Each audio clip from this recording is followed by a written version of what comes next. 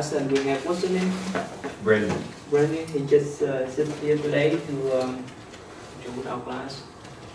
You're a freshman, right? Your major? Mechanical engineer. I'm sorry. Okay, so then so far the reading is getting better. It's much a bit easy or harder. It's like a little more difficult for me. I don't know if anybody else is. Which part? It's just, I think what's throwing me off is like the names and the spelling and the terminology for it is just, you have to remember that this is a name, but then this is a name. Like I was doing the one for, I don't even remember. 17? I think it was 17 or 16, and it was for the co-ed dong school, like the names of the Yeah, I know. Yeah, that's why I want to. That's why I'm here for you to clarify. Right. So we'll talk about that. Okay. So the countdown in Chinese and the soto in Japanese, right? And linchi in Chinese, and rinzai in Japanese. So they go pair to pair, the same. The kodong is the same thing as soto, just from Chinese. Yeah, Chinese. Okay. This is the descendant of Kaodong, the rinzai descendant. Okay, that Some mess up, so then. okay. Okay. And before I go back again, did you guys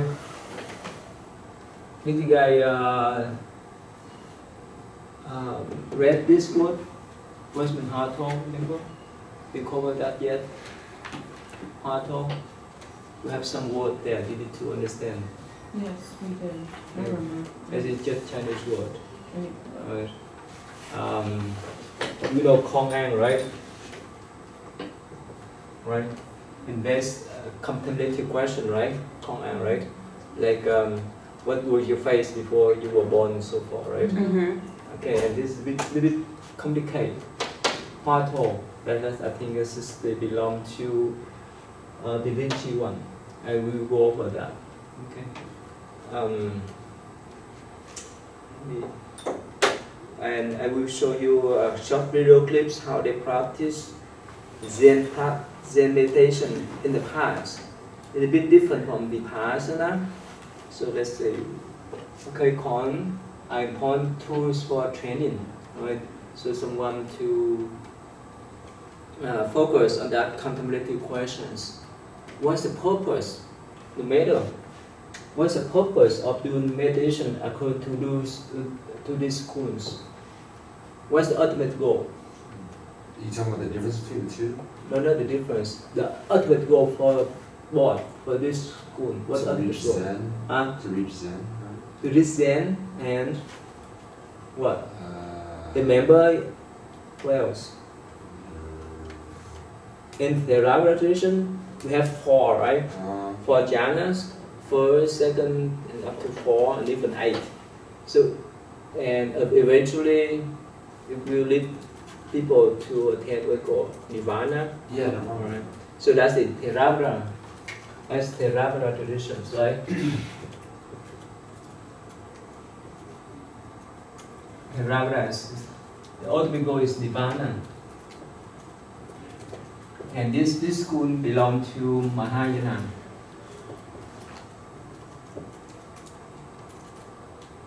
And the ultimate goal is what? Is it the same or Is it the same or It's similar. It's similar, but in different terms, different approach. Remember? To activate your Buddha nature, to become Buddha, attain Buddhahood, and whichever techniques of even the 5 houses of Zen, always focus on that kind of activation of the pure nature or Buddha nature within ourselves. So you see the difference. So please remember that.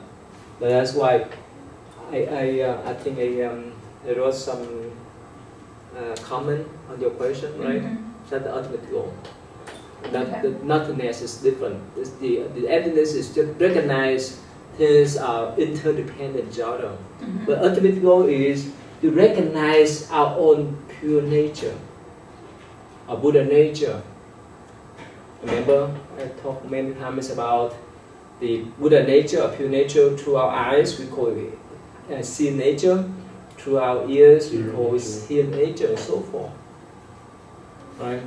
That nature is go beyond our analytical thinking, go beyond our discriminative thoughts. So when we hit the bell, remember, all right. When there's no more sound, doesn't mean that we don't have the ability. We still have the ability. We still have that kind of hear nature, no matter what kind of sound that may occur. Okay, so that's remember to activate the Buddha nature here. Right? For using Hoa Tho, using Quan, I will go step by step here again. Yeah. So as much as you understand the concept, we will not have any difficulties. Okay, and then often seen a negative or denied, but not that one. It's fine to be untrue because as much as you practice Zen meditation, you are in the world. You apply mindfulness or Zen practice in every aspect of your life. Have to attain healthy, vigorous mind and stay every day with at relevance. Cultivate full attention to that rules. Focus on here and now. Focus on the pure nature here and now. Not tomorrow, or for tomorrow, not yesterday. Then linking your mind back to the past or look forward to the future. So that's a similar approach in the Theravada. Similar goal, but still in different terms, in different ways.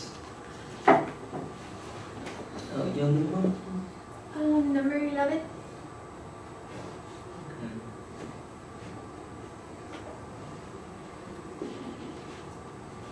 So since we missed last Thursday, today is the last day we started for the Zen, and this Thursday we started more about what do you call the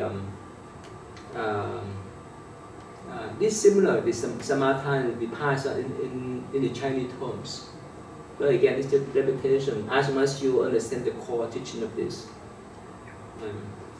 Okay, so Zen focus on here and now. It's in the mindful practice in Vipassana too. We focus on here and now. And yes, this one is Kaodong Rinchi school. That Kaodong here is the Chinese. Rinchi is here. Soto, Sodong.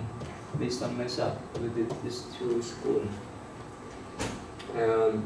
Yes, we mentioned about that, right? The relationship between Zen master and disciple is pretty close. They need to, the master, teacher need to guide the student step by step. Otherwise, it's not easy. So when let's say when you focus your mind, or when you enter what we call samadhi or concentration, you see all kind of illusions. And if you don't know what's happening in your mind at that moment, you may get lost easily. Let's say when you focus your mind at certain points that somehow other people couldn't see, but in your mind you could see the flower, you could see the sun, you could see even your best friends or whoever that intrigue your mind that would appear. The one you may love so much, the one you may not like too much, and so forth, right? So they will pop up your mind. But if you don't know how to let them go, you stay stuck there. You will go with your emotion. For example, when you sit there and suddenly the image of your boyfriends, girlfriends, or whoever you love appear on your mind, what should you do then? What should you do?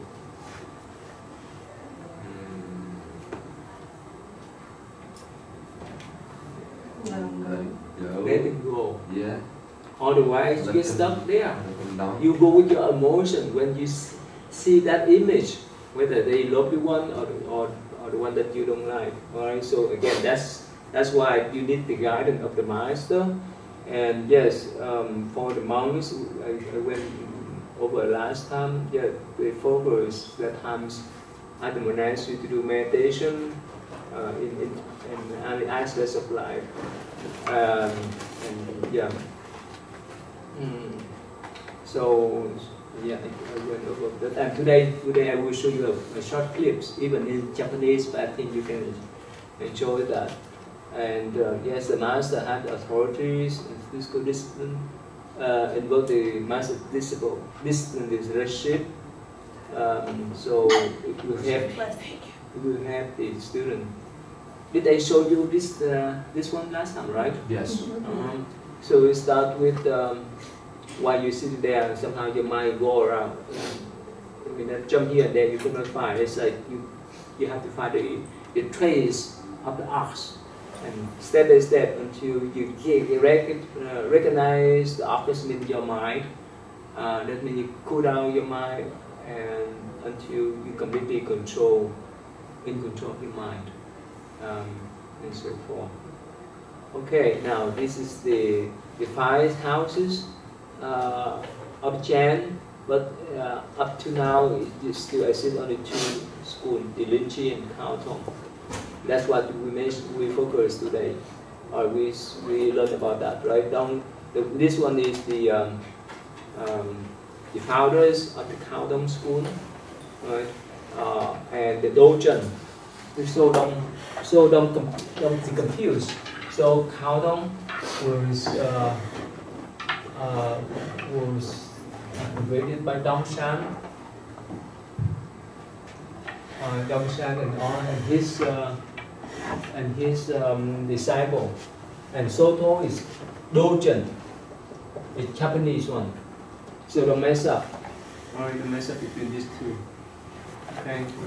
And Linchi is the founder of this Zen school. Yeah, okay.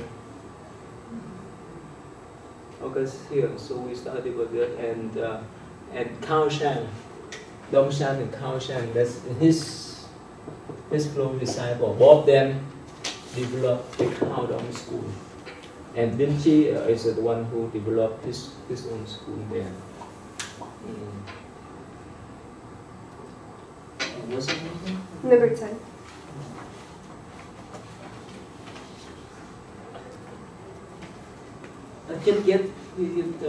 Just try to get familiar with these names, and of course, when you learn about the Zen tradition, especially the 5 school, it's still complicated. Let me show you this one here.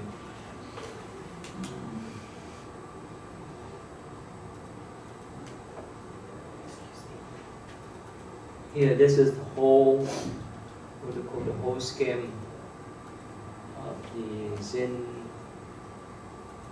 culture.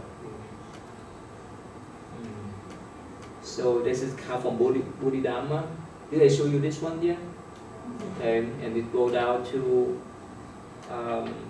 Huainan. Let's see here.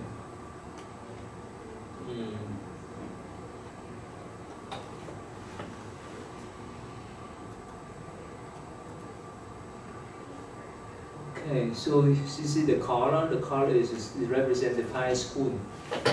The 5 schools of Zen. And there's a list of them. And start with the from. There's a green one on the far side. 5 schools. Okay, this is actually it may spend many years to study about each individual school, but basically now we still have only 2 assist school. That's what we start to learn in this semester. Yeah, but the concept is still the same. Okay, so let me go back here. And Yeah. It's hot. They created this school in the 9th century, and based upon the 3 categories of students I told you last time, right? There's those who see but not yet comprehend the Dharma. So they categorize the 3 categories. I mean, the 3 levels of student. Those in partial understanding, those who have already understood, and the 5 rank. Right? The 5 rank is a bit complicated, but still, it's still the optional for you to write. So it's just absolute with the relatives. Relatives when the absolute come in from within absolute. Contrast relative alone. UT attend that I explained to you last time. Alright, so here the Soto or Kaodong. Here the emphasis on Zazen doesn't mean sitting. Sitting meditations are normally done for several hours in morning and evening. So involving sitting. Today, after this, I will show you the clip. And yes, they still use the breath as the object of meditation too. The monks enroll in a lot of position. So if someone falls asleep or lack concentration, the attendants will walk around to wake him up. And use a sit to blow, hit the shoulder. You see in the clip. Okay, and they use a Quan as silent illumination, silent Quan like this one here, right? The contemplative questions, right? They are the silent illumination. That means when you sit there, eventually your mind will be brighter, your mind will be calm, your mind will be pure. That's what we call silent illumination. And basically, this one you can say that this is the graduate approach, or graduate enlightened approach. And this one is sudden approach. Remember, either this school emphasize on the goal of recognize Buddha nature, the Buddha nature.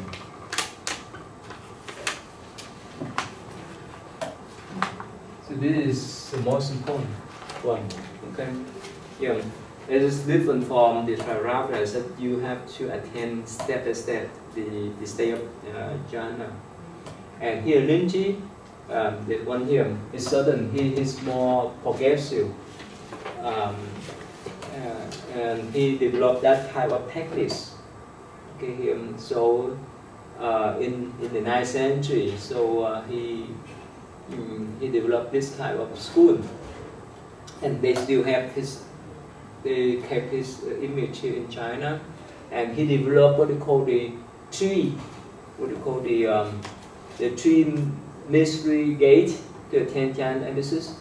The first gate is the mystery in this sense. Use Buddhist philosophy, your Yogacara, to explain about the mind. Remember the 8 consciousness that I went over with you last time. The second gate is the mystery in wood. Yuhato. Oh, what's mean Yuhato then? Oh no, what's Yuhato? Did you guys, anyone of you guys read this part yet? Hua, this means wood in Chinese. To means the head. Oh, you know, right? Wood head, what's mean? A head of the wood, what's mean?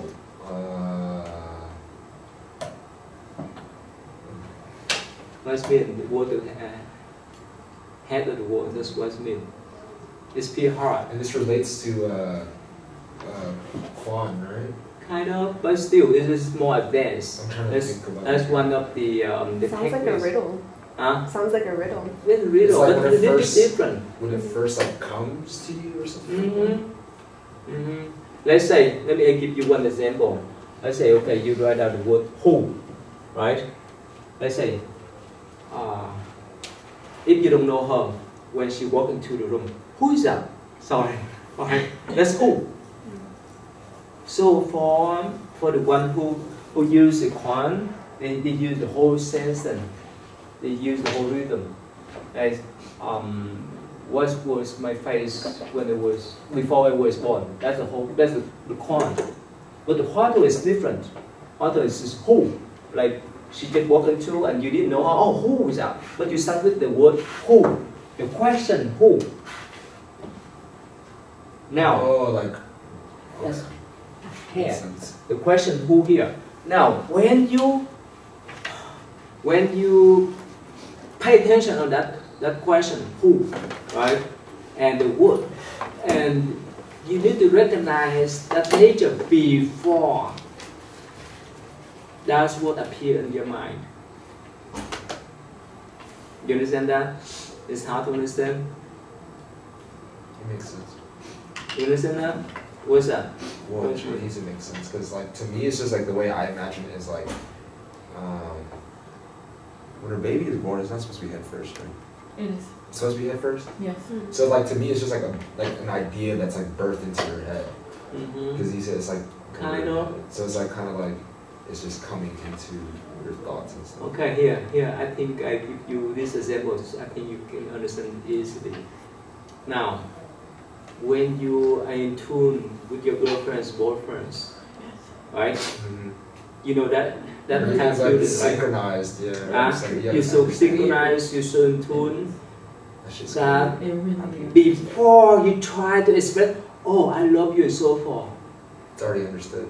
You understand that? Yeah. Yeah. Yeah. Yeah. So that's whole here. Before your feeling, your recognition, that go before you express yourself.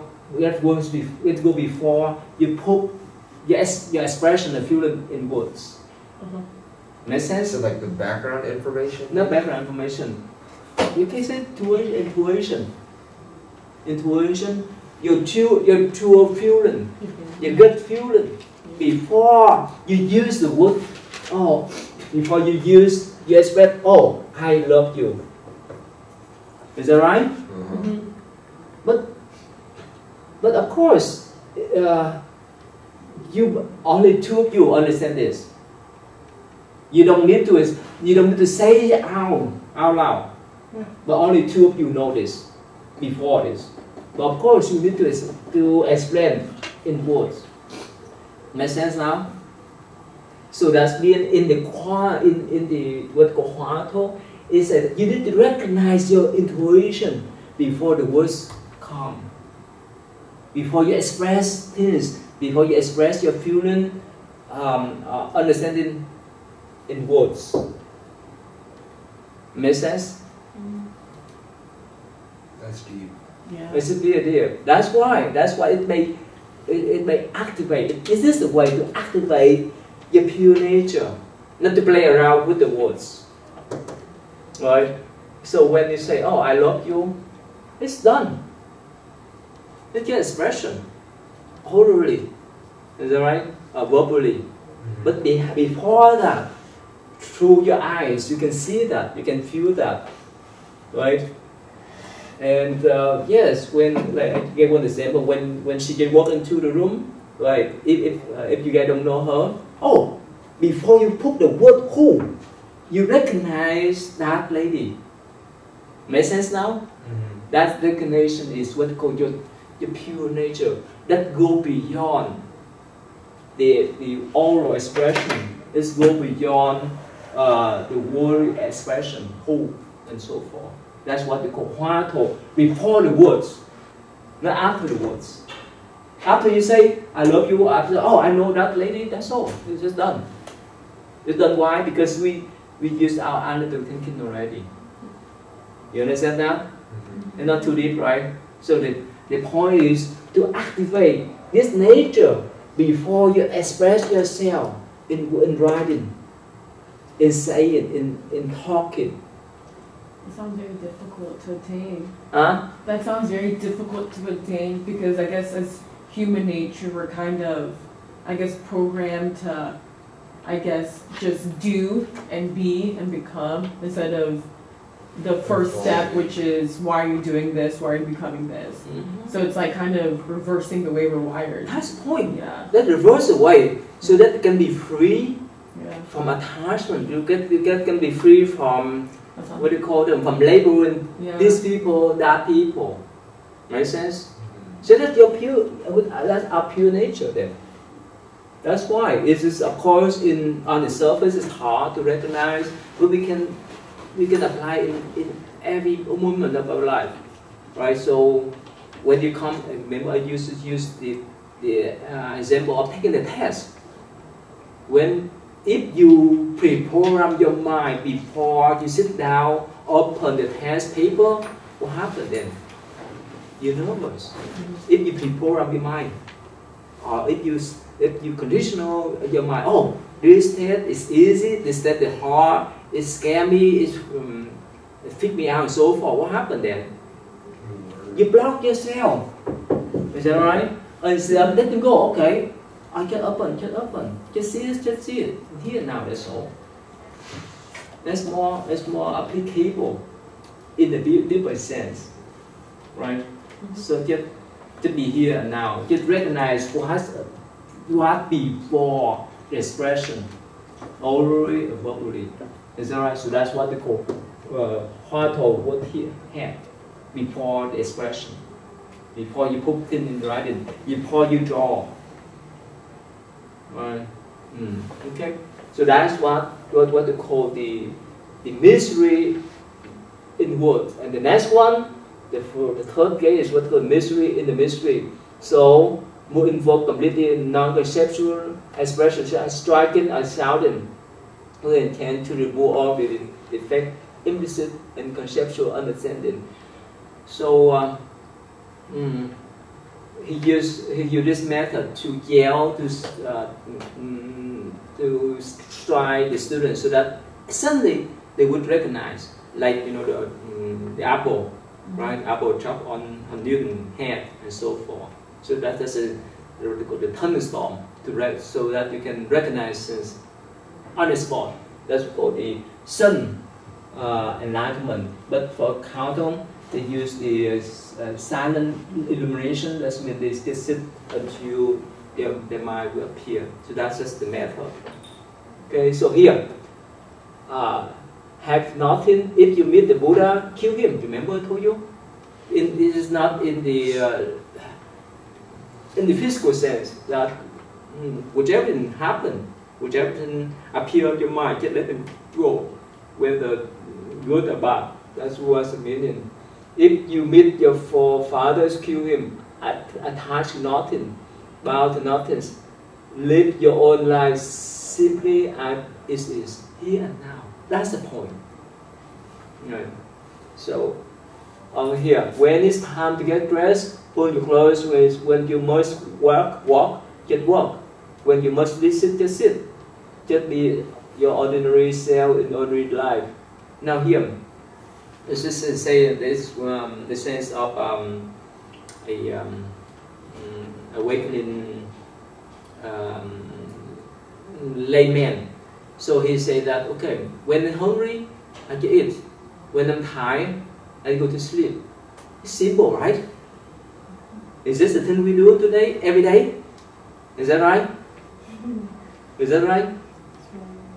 We tend to like put things off and let things stop us from doing things. I was just talking about this the other day, like we don't eat when we're hungry, eat when we think we're supposed to. We don't sleep when we're tired. That's the point. Yeah. That's the point. Right? That's the point. In the Zen tradition, in mindfulness, mindfulness practice, meditation practice, help us to reverse the pattern. When we tire, we cannot sleep. Why? We have this kind of rumination in our mind. It's just running, racing. When we're hungry, what happens then? We don't eat. We eat, yeah. Physically, we put the food in our mouth, but we don't know which kind of food that we put in our mouth much. Right? And even sometimes we may be more selective. Oh, I prefer to have this food, that food, and so forth. If I don't have my favorite food, I don't eat. Even we're hungry. Understand that? So for in Zen tradition, yes, it's time to eat, to eat. It's time to rest in a natural way. What sounds easy? It's not easy. That's the thing we talk about every day. When we see our friends, hey, you're hungry? Yes, I'm hungry. Go out to eat. Yes. But what do they eat? Not probably mentally, physically they eat, right? But mentally they would not pay attention on the food. Remember, we practice They don't that. savor it. They Yeah. don't really savor it. We just, you know, Yeah. use it for nourishment. We use it, I guess, because we think we need it. You know, we're not mindful about what we put That's in our the body. point. Yeah. That's the point. So that's what we mentioned about here. When you tie, lie down, the fool will laugh at you, but the wise will understand. It's simple. Right here. If you live between the sacred and despite the ordinary, you are still bobbing in the ocean of delusion. Remember, up and down? Just it's better to stabilize the mind in the middle way. Not too high, not too low. Not too much excited, not too much, not get your mind in depressed and so forth. Just have yourself be master everywhere, and wherever you stand is your true place. Everywhere, in the classroom, at home, driving and so forth. Be master. Especially in Zen tradition, they say that you have to be the owner of your life, the owner of your own karma. It's common sense. Like you go to school, you determine your rate, not your parents, your professor, not your boyfriends, girlfriends, except yourself. No one else. But if you're mindful, since you can finish up homework and tasks in the proper way, if you delay and so forth, if something, yes, you know, sometimes people could not have the courage to accept the fault. They make what they call blending games. Oh, I failed the class because of this. Oh, I made the mistake because of that person and so forth. So in Zen traditions, yes, we take the full responsibility. We are the owner of our life, the operator of life, no matter what happened. Because we're mindful of things we are doing. So that's what we mentioned about. Washing the bowl. This is so small, but there's a story behind it. So one student approached their master. Master, can you teach me the meaning of Buddhism? He said, go to the kitchen and wash the bowl. It's meaningless. What's mean? When the student asked the master, the teacher, about the meaning, or the essential meanings of Buddhism, essential meanings of, let's say, meditation. So the teacher said, go to the kitchen and wash the bowl. What's mean? Did he explain anything? No. Remember, the whole things in Zen tradition is what the master explained, the teacher explained to the student beyond the scriptures. They didn't quote some passage or sentence from Buddhist scripture, but they use the experience to teach a student. So it's nonsense. So when the student asks what's the essence, meanings of meditation, of Buddhism, the teacher say, oh, go to the kitchen and wash the bowl. Does it make sense? It's nonsense, right? It makes sense? Everything is, I mean, there is no like meaning. Everything is part of it. Everything you do, everything you think, is part of the meditation. Remember, I told you the story that when the student and the teacher walked to the field and they saw a flock of birds, and the student pointed to the sky and said to the teacher, "Oh, this flock of birds," and the teacher pulled the nose. Remember that story? So again, the story is that the meaning is that the essential meanings of Buddhism, as that teacher told the student, when you wash a bowl, you will be there with your pure nature, with all of your here and now, with your mindful way of life. That's what's the meaning. That's what's the meaning of Buddhism. What's the meaning of meditation? You understand that? So for the outsider, they would not know what they talk about, but for insider, they would know. They would understand it. So that's what about. Okay, here. Who is told that nothingness is formless, flowers are vision, let him enter a body. Remember, don't be confused with nothingness, formless, or emptiness. It's just the theory that is read about the interdependence of things, so that we will not attach things too much. Okay, here, that's what they talk about silent illumination. That is from the Carlton, so that it encourages the student to sit there in silence, so that until they recognize the mind, until all the settle, all the fluctuations, emotions settle down in our mind. It's like like the muddy water, like we put in the water bottle for a while, everything will be settled. We have at the top, we have the pure water. That's the water. That's just what it's about. But here, Darwin is the descendant of Dinchi. He used what we call sudden breakdown, cancel or recognize the nature, Buddha nature, by using Hwato. Hwato, that's what I just said to you, right? Recognizance before you put things in expression. That's what we call Hwato here. And the Quan is using encounter dialogues of the master and the story. What is the meaning of Bodhidharma? Come to the West and so forth. And remember, told you about the Quan. That's talk about does the dog have Buddha nature and so forth. So one time the master said yes. Another time the master said no. Depend upon each individual student. And here, the Hwato here, to practice in non-relative concentration without any negative content, meaning inside a language is access. Remember that before you put things in language, in verbal expression, write down. Oh, one thing when they talk about write down, remember some of you wrote about articles was maybe if you have small doubt, you have small awakening. If you have great doubt, you may have great awakening. What's mean? Remember some of you wrote that? What's mean then? You have small doubt. If you have small doubt, you may have small awakening. If you have great doubt, you may have great enlightenment, awakening. What's mean? Remember, one thing I want to mention is that Nirvana is different. There's many levels of awakening. There's many levels. Depend upon. Awakening may come and go, but Nirvana, when you attain to that state of mind, you still with that state of mind. That's why nowadays many people they like to do the Vipassana, because it's more concrete, because it's guy step by step. But in Zen tradition, this is 10.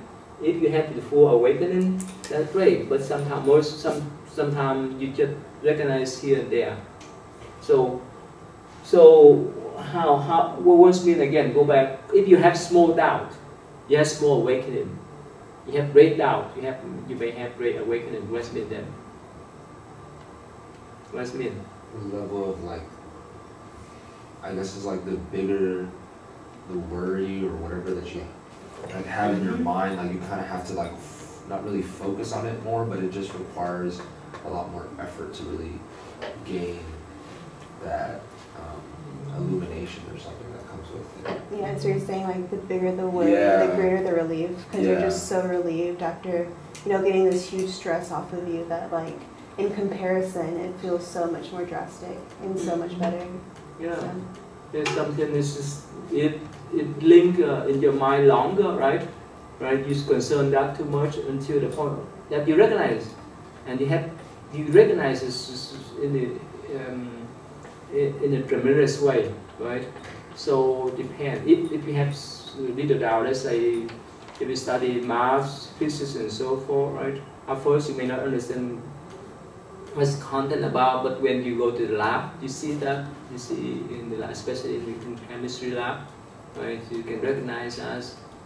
So again, depend upon your doubt, especially in this tradition, the Lin tradition.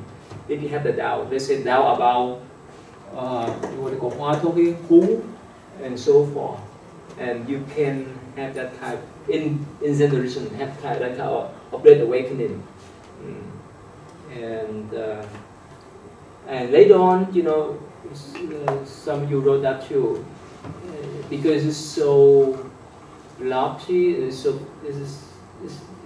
that sometimes later on, during the Ming Dynasty, the Hoa Tou merged with the Pure Land, Nimbo Pure Land tradition. That's just, even nowadays, if you go to any Vietnamese, Chinese Buddhist temple, most of the time you see the lay people, they decide Namo Amitofo, right? So they focus on that sense, and that time what they call the two traditions, the Zen traditions and Pure Land tradition, merge together, and even now people still decide that. And the oral recitation sometimes is so important. If you pay attention to that, you can focus your mind. Later on, we'll talk about the mantra. You guys understand the mantra, right?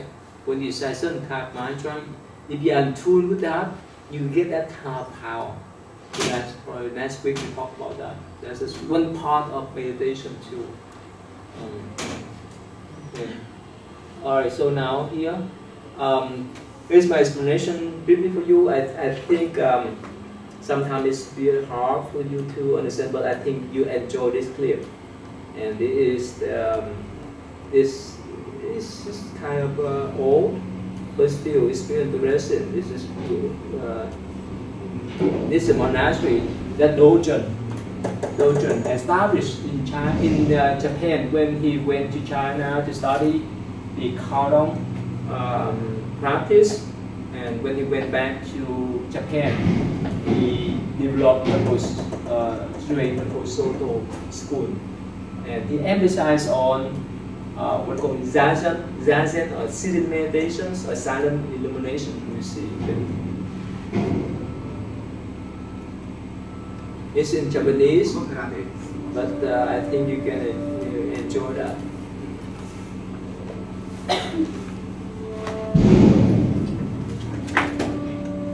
There's a whole complex of a temple here in the mountain.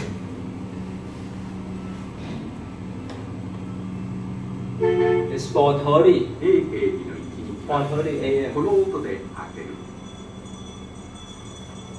Can you go?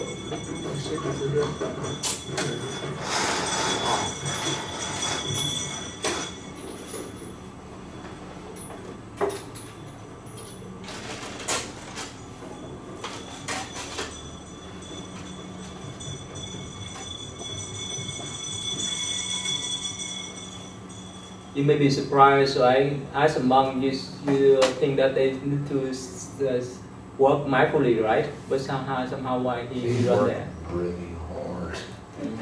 Monks have a very hard lifestyle. 意に即法、それは洗面にも見られる。いにしえに曰く、ジョークとは、 That cold water is not here. 口を There's 注 warm ぐ water there. 舌を注ぐとなる。 What time do they go to bed? Is it have to wake up at 4:30? At my Master temple, we used to go to bed around 11, between 11 and 12. 水を Only 無 4 駄 hours 遣い of しては sleep? ならない。 And wake up 朝の洗 What 面 is は that in steam? 単に顔を洗うので you は know, なく、 few hours 修行のた per めの day. 洗面である。 Why? Meditation.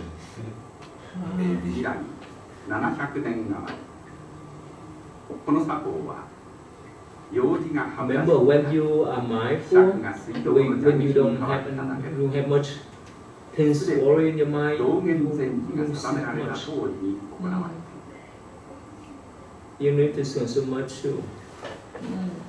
That's nice. And you said they were putting cold water on their face? Yeah, the cold water. They're steaming. At 5 a.m. there.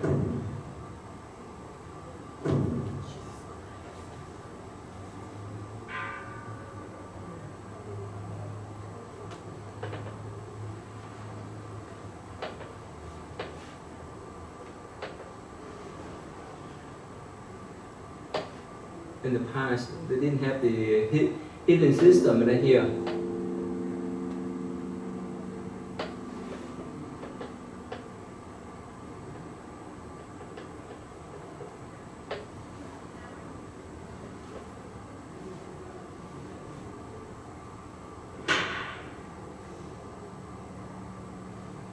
So 40 minutes sitting.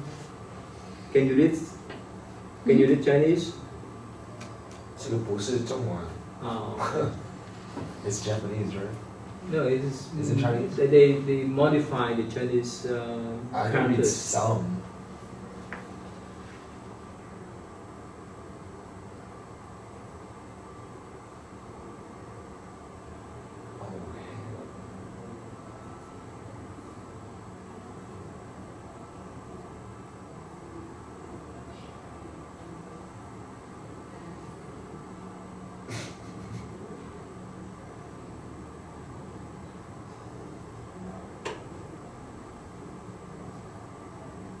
Oh, hell no.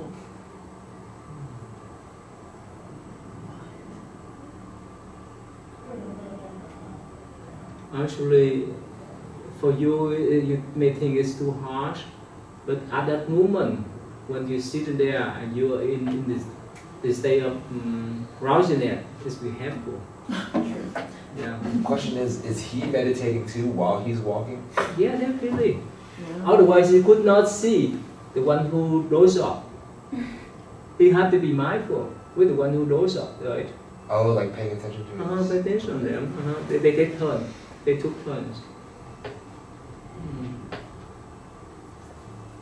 Can you see someone rose up? I saw someone, yeah, at the very end. Yeah.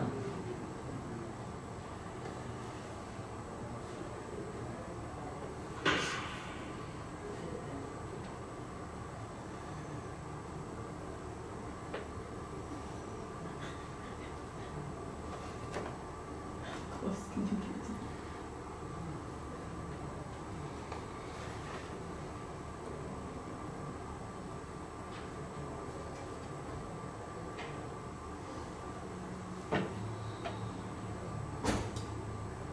It's better to meditate in the cold air in the winter. You know why? You're more focused on your breath. Huh? You're more focused on your breath. Kind of. What else? When you I know it keeps a lot of people awake. yes. And what else? What else? Because when you really focus your mind on your breath or whichever object, you generate a heat in your body. Remember, you saw the clip that the Tibetan monks who covered the wet cloth, right? To make it dry. Yeah, when you really focus your mind, you generate a heat within yourself.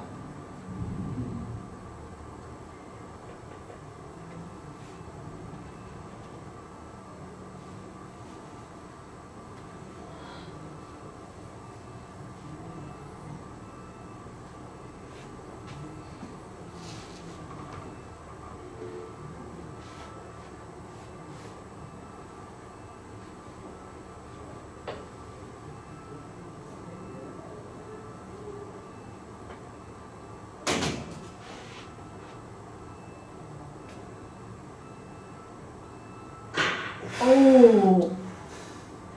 Little shoulder. Wow. Give him a warning though. Huh? It's not like you're sneaking up on him either. Nah, you can Give tell him a that he has warning. something against him because if you watch the video, the guy just goes like, "Oh shoot, I know he gonna whack my." He already knows he's gonna hit hard. Actually, no, this is addition. This is hard in the shoulder. Oh my gosh. Yeah. So you see that the one who hold the stick, he mindful too. Otherwise, you would not see the one who does up then.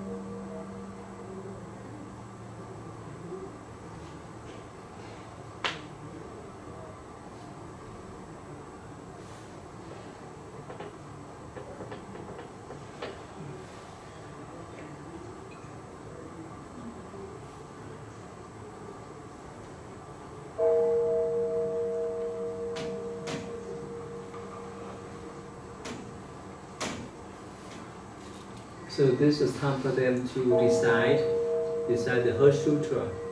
Heart Sutra.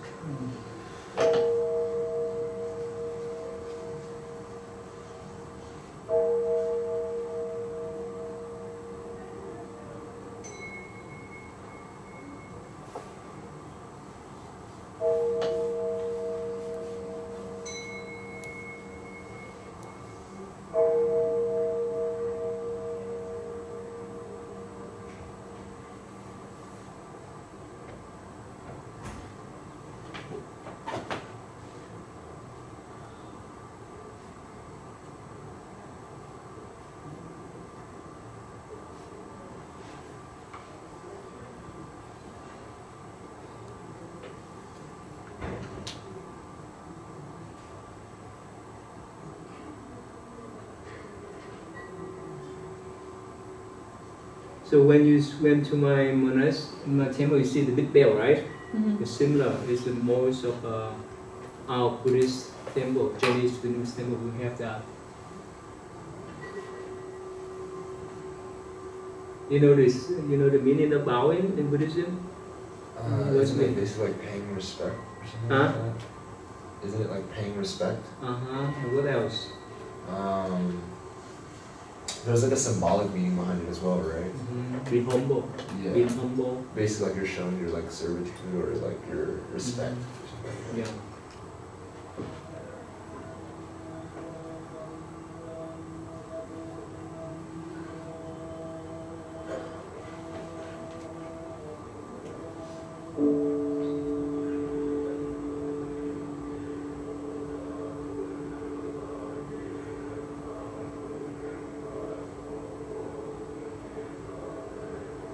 Oh, I also have a question. So like, you know how like all Buddhists have like prayers that are like globally known, like the Heart Sutra, everybody knows it. But like, is it like in different languages? Because like when I went to like Chùa Vietnam, like I know they do it, but they do it in Vietnamese, right? And then like Chinese temples are in Chinese. So like, is there just many like different forms of it? Like different translations? Yeah. I think the same meanings but different translations. It sounds different as well. Depends, of course. Yeah, depends. Every country, every location has different rhythm then. When you really focus your mind, and after that you decide, right, or you sing a song, it's quite different from the time that, your daily life. For example, when you go to Bidano, to sit with your friends, have lunch, and at that time you want to sing the song, your energy is not strong, then you really focus. So after meditation, you could feel the energy there.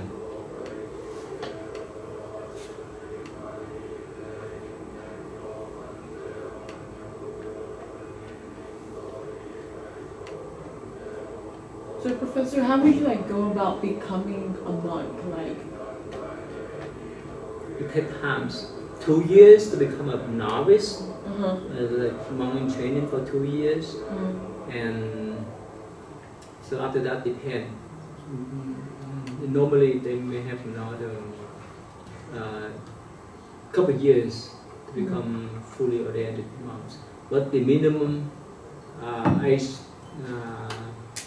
to become a fully ordained monks and nuns is 21-year-old. Okay, But for the novice, they may be younger, like 7. Oh wow. I've seen some. You see, right? Some novices, right? Yeah. And so would you, so as a novice, you wouldn't be in the temple every day, you'd be living your life regularly, and then just going to the temple to practice, I guess? Yeah. Or You stay at the temple with your master for at least five years before you go out to study from other master or other teachers. So the minimum periods for you to study with your primary teacher is 5 years. After that, you can be free. It depends upon your decision. You can move on to study, you can move on, or you can go out to teach. And but most of the time, monks go out to study from other monks, other masters too. I stay with my master temple. I stayed at my master temple around 9 years before I moved out. Actually, he passed away before I. 2 years after that, I moved out by myself. Was it all under one master, or did you have a couple different masters? Yeah. My main master. After my main master passed away in 1995, I stayed until 1998, and I went to India to study more about Tibetan traditions, and I met some Tibetan Lama or master too. But how would you support yourself? Like donations? Yeah, kind of. Most of it's kind of donations. I'm just so interested in the life, you know, because I know you have to become celibate, correct? So what if you have children? No way. Well, like, what if you have them before? Yeah, exactly. Before you become. You would have to like What's that? abandon. What if you had children before? Oh no, actually it's better. It's more practical. It's better to wait for your children To grow. to grow up. At least 18-year-old. Actually, I have some more men. They want to become a monk, but they have younger children. Say no. Either you bring them to stay in the monastery with you, or you wait for them. There's a family that I know that did that. Like the whole family, like the mom, the dad, they all just like went into it. Yeah, brought the kids with them too. Yeah. It's crazy. So legally, you have to have otherwise. If you stay in the temple, you wouldn't. You're abandoning your family, yeah. You think you have that obligation. Yeah.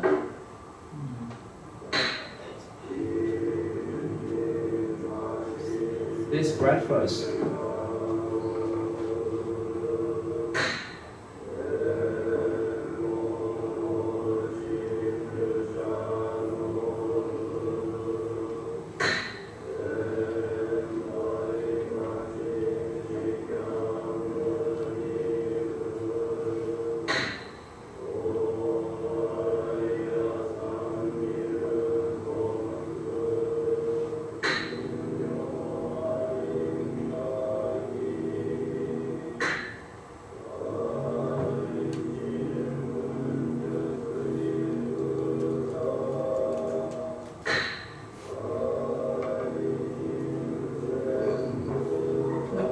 That was kanji.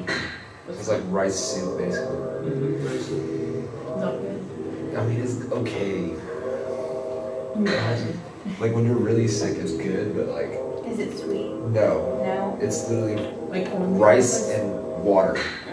That's it. Can I put some honey on No, just rice and water. It looks sweet. that? No, no. Some vegetables there. It's a very simple meal. Oh, India is nourishment, I guess.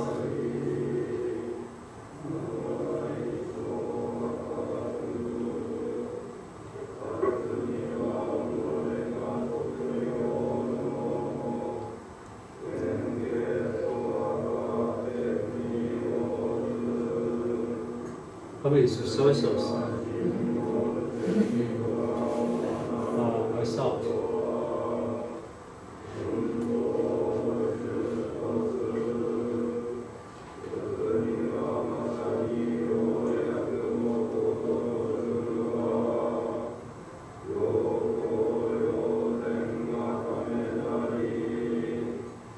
So they design what they call 5 contemplations. It's about you need to recognize the source of the food, and you need to appreciate whoever make these foods and put them on the table for you. And you have to recognize the food is like the medicine to help you to go for a day. And the purpose of eating the foods is to practice the way, to attain enlightenment, not for enjoyment. And that's what they decide about. You guys anyone learn Japanese? No? They have Japanese class here, right?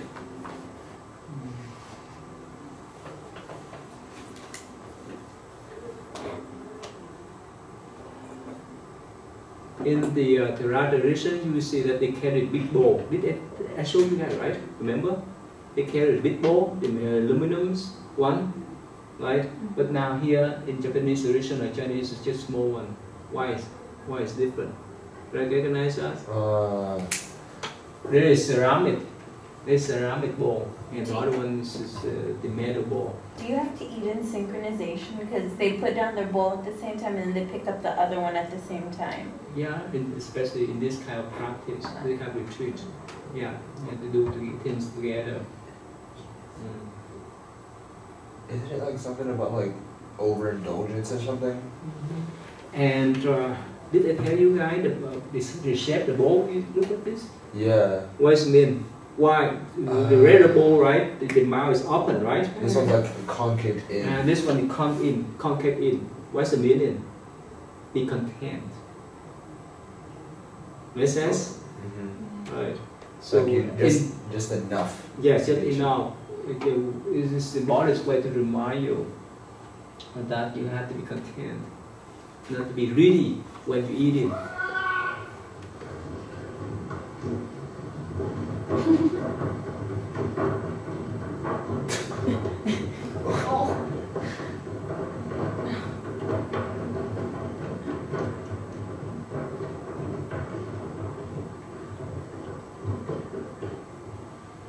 So much technique.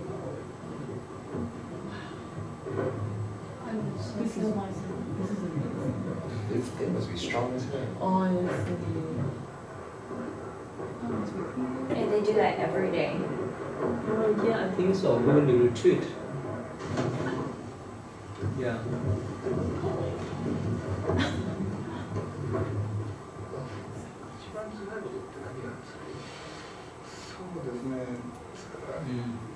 Yeah, that means this one they get in the field. You gotta keep you warm though. What's The that? exercise will keep you warm too though. You see that this is just small one. This is small monastery, but in the past, some monastery may have more than 1,000 monks. So they may cook. They may use a big pot to cook. Remember the story I told you? The monk who went to the holy mountain to seek for the Bodhisattva. So when he was cooking, this is a moth, right? Came up and he saw that image. So he used a stick to hit that image. Remember that story? This is like this one here. So these also monks? Yeah, definitely. They are monks. They take turns. They did So like rotation of... Yeah, rotation. They did turn. They did turn cooks. Yeah. Especially in Japanese tradition, everything should be in order. Yeah. The way they cook the bowl, the way they cook the cloth, and so forth, everything should be in order.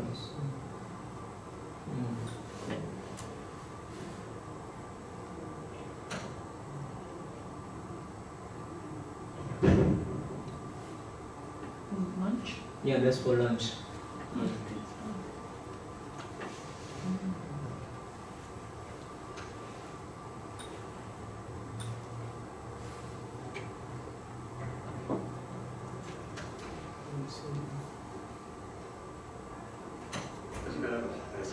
ね。それで大体食費というのはですね。結局体がその精進料理に慣れてくるわけですよ。久しぶりになったなります。頭を剃ることを上髪という。You wonder why? You know why we got hair? You know why? No attachment to the hair. Huh? No attachment to the hair. Yes, that's important. What else? We don't need to pay for hair cutting, right? Oh, yeah, that's true. Some people, especially young ones, use with the geese, right? What do you call gel? Hair gel? Yeah. With hair gel. Yeah. Expensive? I don't use that before. I don't know. Expensive? You're right. Depending on Now what that I you- have my short hair, I don't have to do anything. I wake up and I get out the door. That's it. Yeah. There's one less thing to worry about. Yeah. They don't use shaving cream or. Yeah. Ow. Because Ingrown hair like a monk. he's shaving it just like That's like that. That's very. Looks painful. Ooh. Actually, we cut ourselves most of the time, all the times. It's not hard, right? It's not hard. Of course, now you have what do you call the hair cutter. Yeah, you cut off. Have you ever seen one with a missed spot? Like this one? Yeah. 31歳で仏像にいたみたいな。それ唯教行に曰く煩悩の徳じゃ純って何時が胸にありと煩悩の徳じゃ救える人。 This time, the student came to ask a question from the master. So that's the and the student speak close.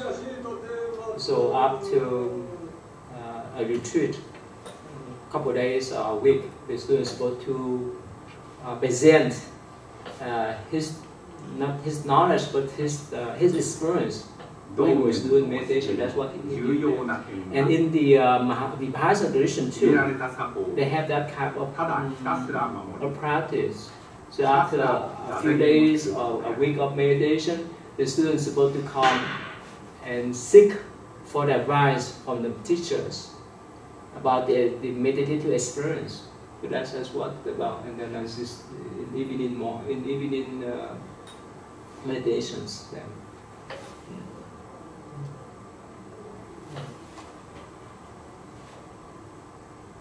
Now, if you go to, I think Thailand, most of the country, they still have that kind of practice.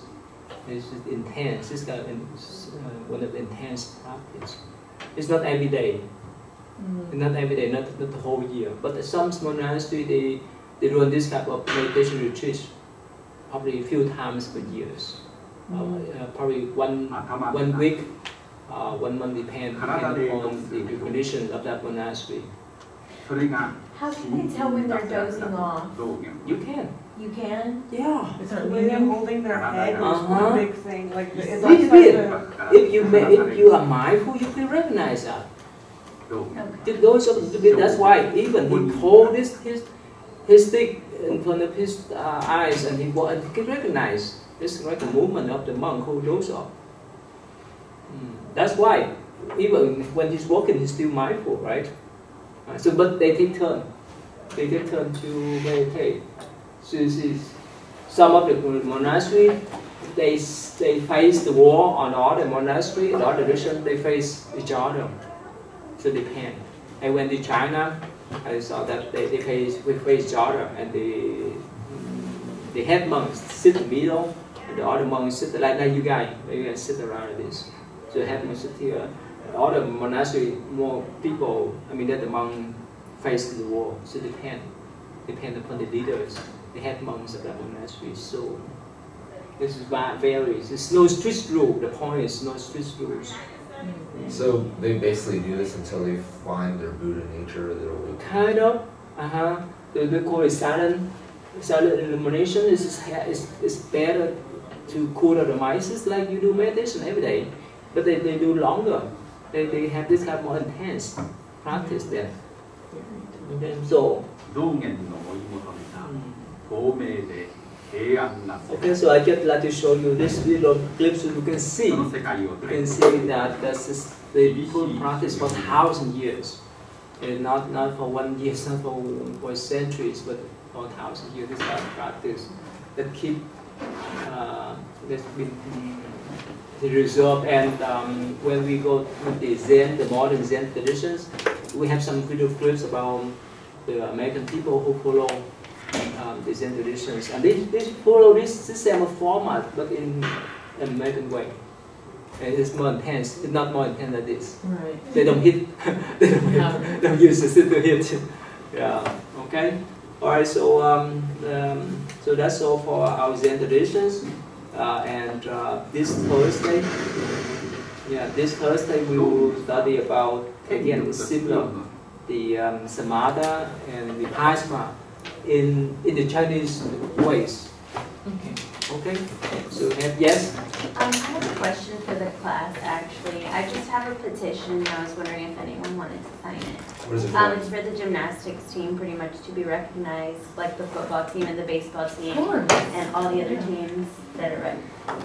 Just maybe put it over there. Thank you. Sorry. So y'all can get funding and everything, right? Like after like. I'm sorry. We have still have time. Would you like to have 3 minutes before Yes. we go? Sure. I need that. I need it. Yeah. You feel asleep? Okay, good. All right, we still have time, okay? Let's just do 2 minutes, and after that we be done for our class.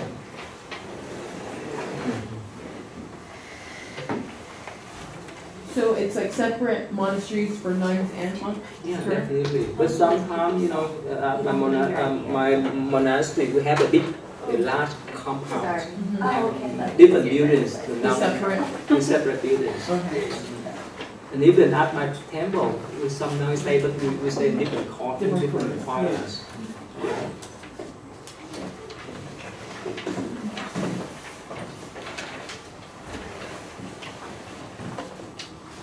Okay, so we will change this. Did you guys sit at home? Okay. Actually, the first class I taught, in the mindfulness class I taught, I use Southeast, and I require students to record their practice every day. Actually, somehow it stressed them out. Yeah. So I skip that. Yeah, I skip that. Counterintuitive. Yeah, I require them to record the way they eat. Yeah, at least I think 15 or 20 minutes per day. To record anything. It's helpful, but actually for the whole semester, I think this is stress them out, so I dropped that requirement. So this matter is up to you guys, okay? How many times would you make them do that? Just once or a couple Every of day. times? Every day. Yeah, that's assignment, daily assignment. Yeah. Not getting it. And especially at that time I didn't have what they call 1 day retreat like us, half day retreat. So I just decided to do, I think, 4 or 5 hours meditation, like some of you.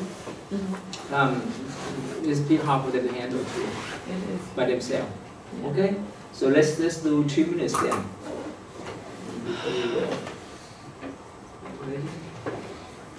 So take a deep breath and relax yourself. You can follow your breath or how your breath is up to you, okay?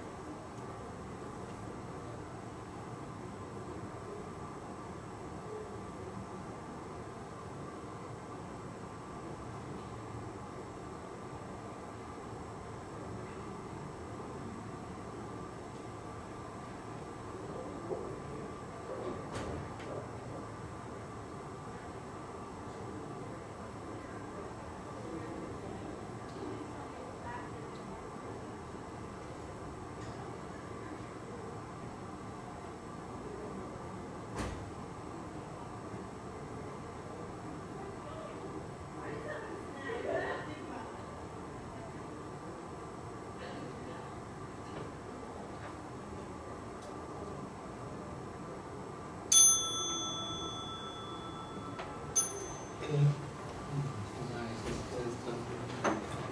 Okay, so you try to finish your work. If you have more time, just try to do your meditation. To see you next. Thank you. Okay, thank you.